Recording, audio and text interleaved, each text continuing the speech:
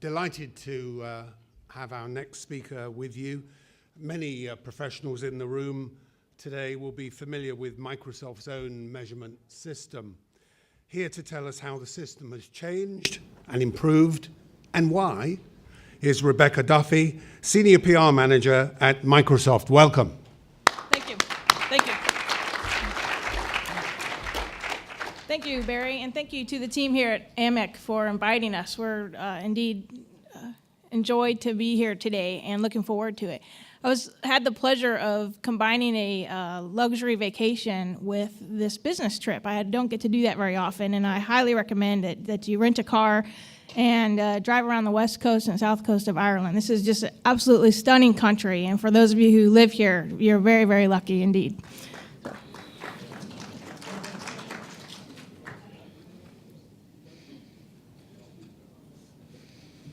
So a few months ago when we were invited, after we spoke at another conference in London, Barry said he wanted a pithy title.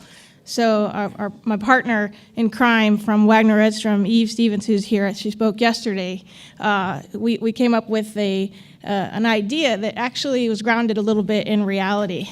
About 6 months ago, some PR leaders around Microsoft got together and we said, what would you do if you could erase the slate and start over again? So we actually answered this question. We spent a whole afternoon at an offsite in New York City and just sort of hashed out what does this look like. Of course, we don't have the luxury of starting with a blank slate today, but I do want to give you an idea of what some of the things are that we've discussed, what our journey has been with PR measurement, and what we've learned. And then I look forward to the rest of the day. I've already learned some interesting information this morning and the rest of the conference to learn from you on any advice that you have for us as well. Setting the table, when we got together and we looked at what is it that we're doing with our system, we have a very strong system called Prime. It's the PR Measurement Insights system that some of you may have heard of before, and this is not a presentation on Prime, and if anybody wants to go deep on that, welcome you to email me and we can set up a conference call. But I want to tell you actually what we've changed and how we've evolved, basically responding to the changes in social media and the changes in traditional media going to the new landscape. Some of the biggest questions we had, without a doubt, were can we get the information faster? It was speed. And so this is a common theme that I'm sure you heard yesterday and we're going to be hearing through the rest of the conference. One of the, maybe it's a good problem to have, we have at Microsoft is we have 119 subsidiaries that all do PR in all the various different languages. We have about 200 PR people, not a one-to-one analysis ratio, but around the world. And each one of them follows the Prime system. We look at every article that comes out on Microsoft and we give it an index score. And we have set this in place about 5 years ago. And we did that because we had too many executives saying, well, what does that mean? Well, what does that mean? Well, unfortunately, we still have that question, and we have it when it comes to social media, and I can give you some ideas of how we're tackling that. We haven't figured it out yet. We're working through it. I think one of the themes here is that I don't think anybody's really cracked that nut yet, but I can give you an idea of where we are on the journey. The biggest issue at Microsoft is the roles and responsibility. Who owns social media? Is it the customer support team? Is it the PR team? Is it the marketing team? Is it the sales team? And if it's like human nature in any other corporation, every one of them owns it. And so the best way we've found to grapple with that situation is to have a social media council, and all of the leaders from those teams get together once a month, and they collaborate. And we do this in some of the more mature subs, and in others we teach skills on how to form a social media council. And so actually one of our most advanced subsidiaries is Germany, and I know that if anybody is looking for another speaker, that woman, Annabelle, also goes on the speaker circuit about what she does with the social media council. Another big issue we had was what is the role of corporate with local subsidiaries? And it's clear that it's both. Corporate does social media for product launches and for very large campaigns that we do on both paid, owned, and earned media. But subsidiaries own that local customer relationship, and so they also own that local language relationship. So how do you work to make sure that they're not conflicting with each other, that we're not spamming the customer too much, and that we're engaging in the right way? So that's been one issue that we've had to grapple with. And then what is the role of the PR agency? Well, if you're in sales or if you're in customer support, you're not used to the typical role of the PR agency that helps you identify the influencers and helps you identify your communication strategy. And so this is something that's actually very interesting and unique to our PR agencies around the world, is that we're introducing them to new business people. Your clients are now no longer communications professionals, but they're also sales professionals, and they're marketing professionals and customer support, the technical support line professional, because every one of them is engaging in social media. We haven't figured out the answer to this one, so I know that there was some interesting feedback this morning, but I'm looking forward to a little bit more as well. How often should we engage our customers in social media? What is the part where they get tired and they actually stop listening to you? It's hit and miss. At this point, there's lots of throwing stuff up on the wall and finding out what sticks. So I don't think we've figured that one out. We haven't cracked that nut. And then, of course, there's lots and lots of technology. What technology should we use? It's important for Microsoft to be able to standardize so that we're not wasting too much money around the world on all of our technology.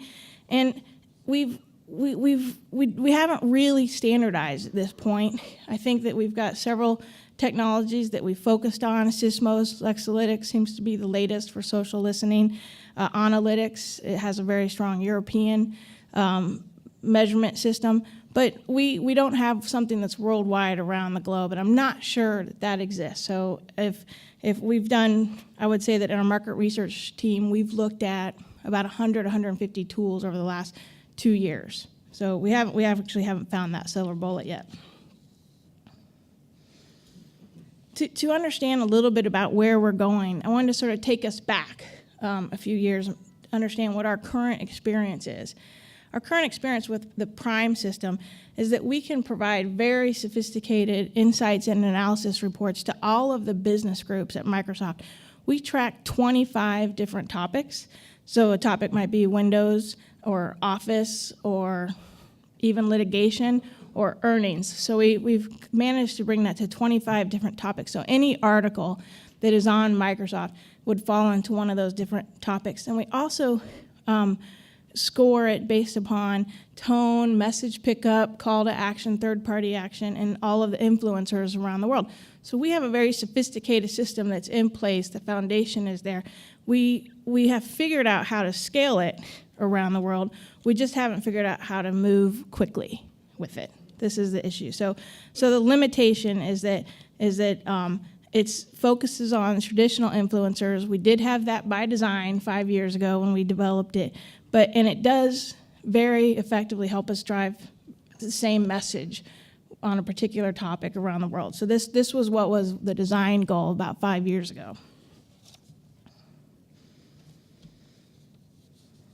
I mentioned a little bit earlier that we do have lots of social listening tools going on.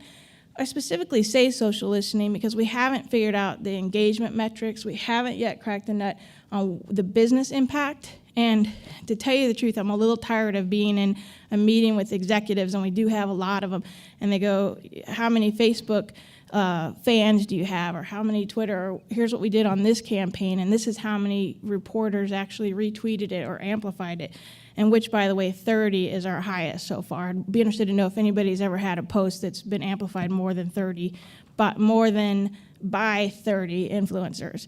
Now, that's the most success we've had. And then the next question, inevitably, and I know the woman from Unilever also had this, what does that mean? What is the business impact? We don't know. And so we have to stop short, and we actually just have to say that. We don't know. We can tell you, we can move back to the original marketing definition, which is we know that there's a certain amount of awareness out there. There's a certain amount that is going on, but I can't tell you if we closed a sale. What we can do, when we tie it back to Prime and we start adding an index to it, there's a call to action element in Prime that lets us know if somebody actually looked at a video or downloaded a product. For example, if we do PR on Windows IE, if somebody went to that website and actually engaged and spent time on that. So we're able to do that, but we're not able to actually make the connection to sales. And that's really the silver bullet, and that's what we're continually asked to do. So,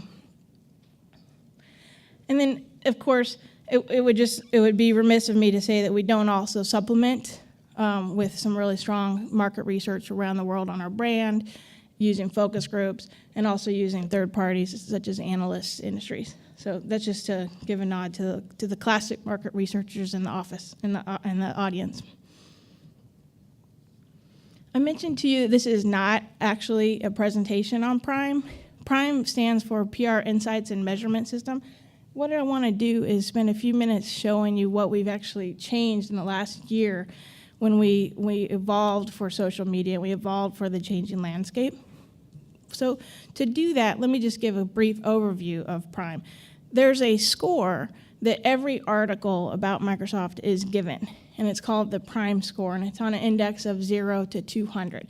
So if you have an article and the score is 200, that's a very, very good article. It's in a very important publication, and it has a lot of reach. So it is a combination of advocacy elements and influence elements. And the tone is just that. Each article is looked at for the tone.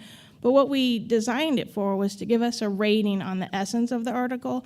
And what we've evolved in the last 6 months to 8 months is to rate it on the visual element of the article.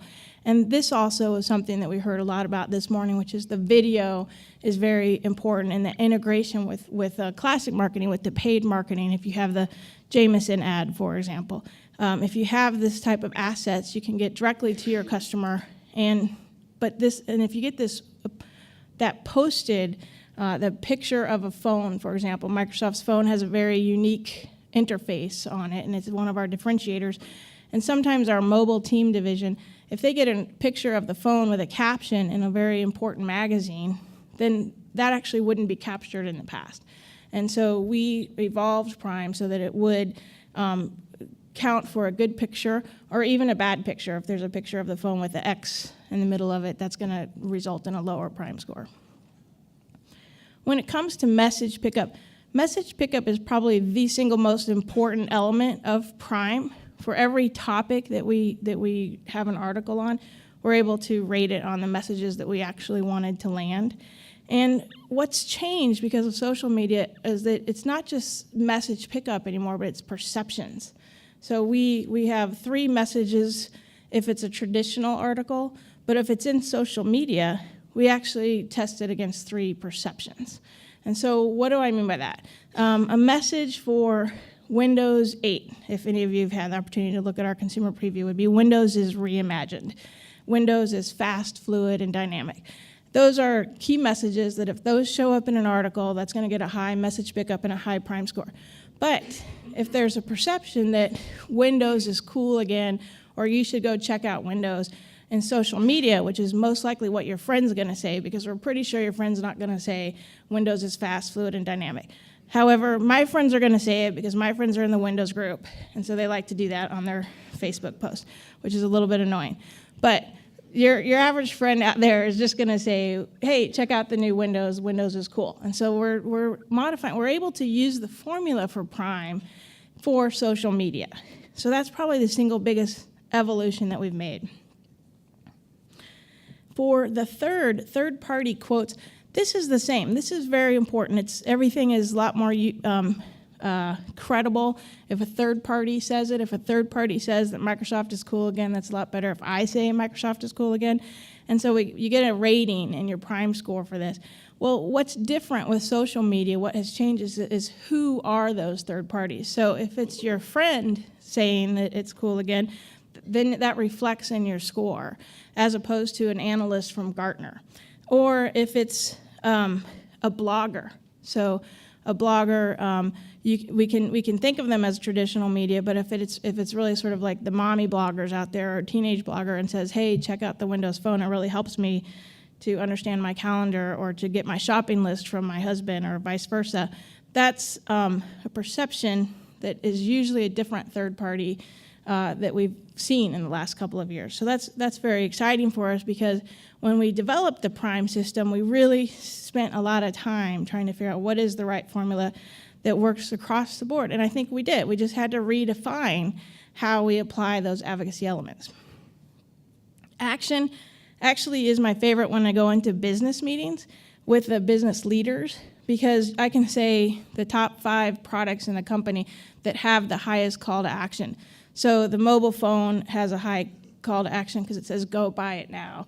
If you want to download some of our products, or Windows 8, the latest campaigns right now going on in market for Windows 8 are, you should go download the beta. And so we can specifically look at an article, we can read it, we can look online on Twitter, and we can see if somebody says, hey, check this out, download it now.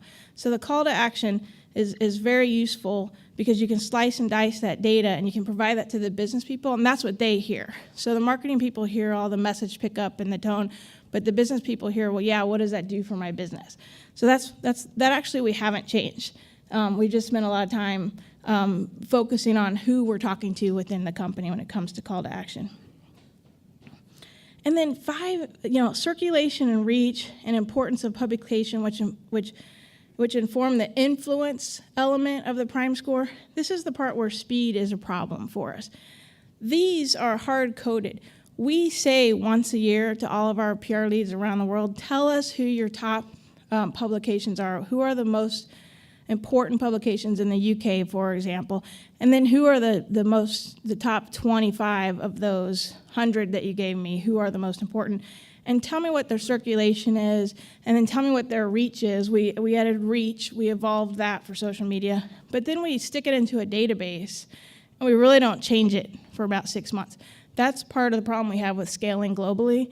If you think about 100 different subs and not spending a huge amount of money on measurement, because it's not, we'd rather be doing the PR as opposed to measuring the PR, and just the different languages, it's really hard to constantly be updating all of the media lists. But this is critical.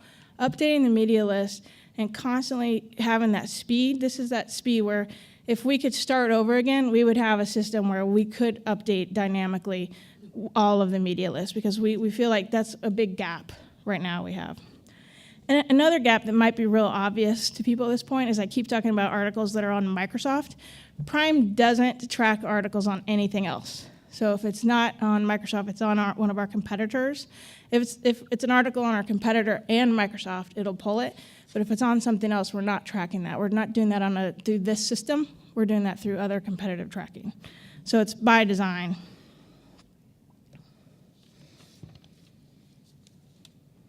So when we sat down as a group and we said, what is it that we would change?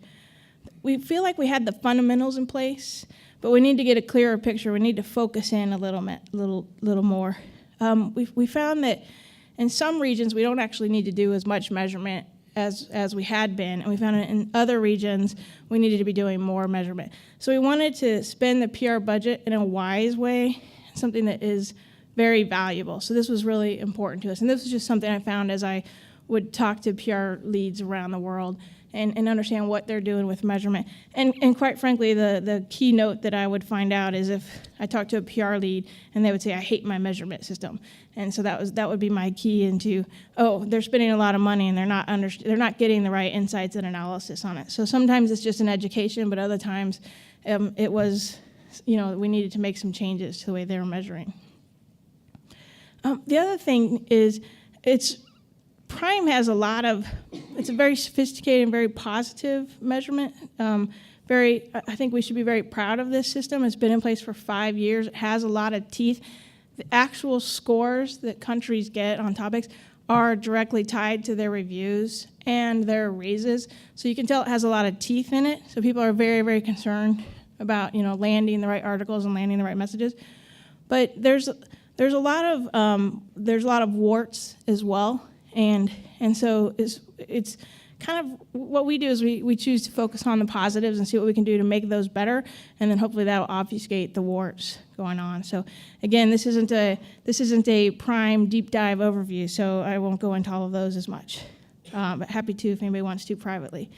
What I would recognize is that what I would suggest that you start is to recognize your gaps. I mentioned a few gaps that we know we have right now, and we're working on fixing them. Speed is a big issue for us. Speed and being able to get the feedback, and speed and being able to identify who the influencers are, and to be able to listen to social media. And then who are your social media influencers? And they change very quickly. So being able to dynamically understand that and apply some basic rules. And what's been most interesting is that the sales people and the marketing people and those in customer support, they have all of these brand new ways of how to tier influencers. And we're like, hey, did you know that in the PR profession, we do that for a living? So here, let me help you. So talking to our colleagues has sort of been enlightening and also interesting teachable moment for us. And I think what's most important is to understand what your goals are. So this goes back to the fundamentals. It's nothing new for anybody in this audience. And if your goal is to get people to download, we have a statement we use, which is disclosure drives action.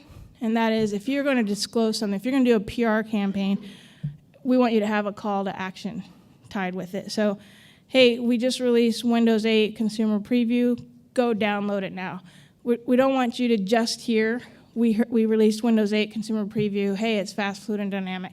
We want to have an action there. So this is actually really just a strong marketing principle to adapt, and we can measure that in Prime. So that's very important. And I guess I would say continue to do something. This is how you learn, and then you course correct, and then you figure out what you need to do to scale, and you start getting feedback from people. And the ones around you that say, I hate this measurement system, or this measurement system isn't the best for me, that's when you're able to learn.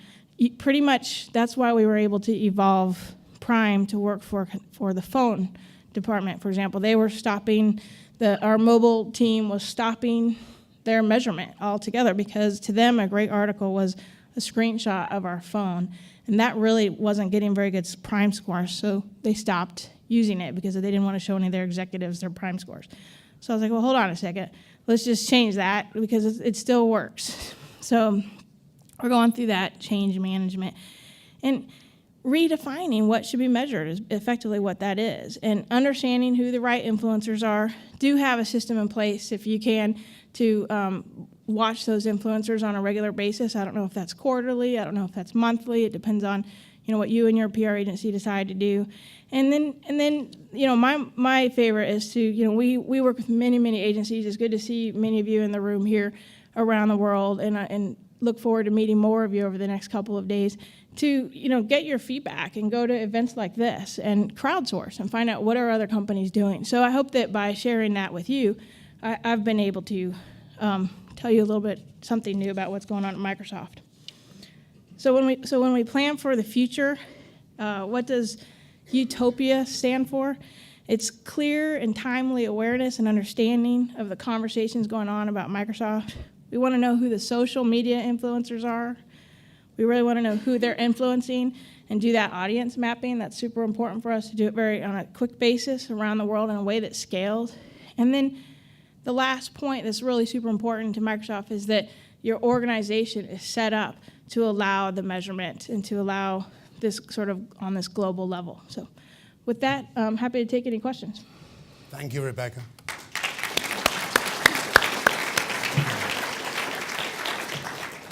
Can I go to the first question, please, down the front? Hi there, Rebecca. Here I am. Thank you. Emma Gorman from Tourism Ireland. Thought that was really, really interesting. Can I just ask you whether or not the Prime system is scored in-house or externally? It's scored externally. We have a bunch of coding agencies around the world. We have about 40, and many of them are in the room, actually, today. So.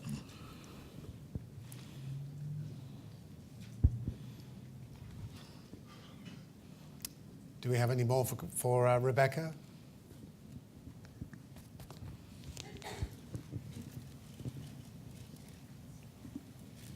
I can take questions about Ireland, too. Hi, Rebecca. Angie Jeffrey here again, Measurement Match. Great. It seemed, I must be mistaken, but I thought there was a presentation from you all a few years ago that talked about that you might have regressed this formula against outcomes, against sales or something. So, Does that okay, ring that's, a bell? you probably did see that presentation. I haven't seen it particularly, but I do know several that have gone on in the past. How should I say this? We have a lot of very ambitious sales and marketing people that found out that we had this system that's global, because we don't have a global system for many other topics at Microsoft. And they started wanting to tie PR scores to theirs. And so an example, and basically I put a stop to it in the last 6 months because it's a disaster. So here's why. We would have somebody in France who's in a sales team for a product group, who shall go nameless, go to their PR person in France and say, hey, where are my top stories? I'm supposed to have 5 top stories this month. And the PR lead would say, whoa, wait, I'm the one that gets top stories. I decide, which stories we need. Why are you asking? And then they would say, well, because I have goals to get 5 top stories. So anybody besides a PR manager having a goal for any PR goals is problematic. And so you probably did see that presentation. Hopefully you won't again. Any other questions? Hi, it's Philip from Kentar. I was just wondering, within Prime, how do you sort of weight the influence and reach in maybe traditional mainstream titles against new media where possibly the position is a lot more fluid? Because under the old Prime model, the list of titles included was prescribed. Right. But obviously, we've got a far more fluid and dynamic Right. model in social. So how do you manage that? So it is one of the gaps. It is one of the problems we have, but here's how we do it today. So I'll take the UK, for example, and I'll make up numbers. We say, hey, UK, tell us your top 100 publications that you want to track. And in there, put your social media influencers. So put your top 15 bloggers. To the best of your ability, give them a rating, and we have a scale for them of 1 to 3, and tell me what their circulation is, and tell me what their importance is. Are they very important? Are they somewhat important? And you can kind of get around that. The problem is that changes the next month, and we don't make changes to that database except once a year. And so what happens is that we have PR leads saying, hey, that Prime score that I got with that blogger is wrong. It should be a lot higher because all of a sudden they're a lot more important. And so we will go back in and manually adjust it. It's just that we can't do that nonstop. So I do need to figure out a fix for the system itself. But you can tell me, is that an important blogger? And as soon as you get that bad Prime score, you're going to be calling me up and asking me to do something manual. Does that make sense? We'll call a stop there, and please join me in thanking Rebecca. Thank you. Thank you very much.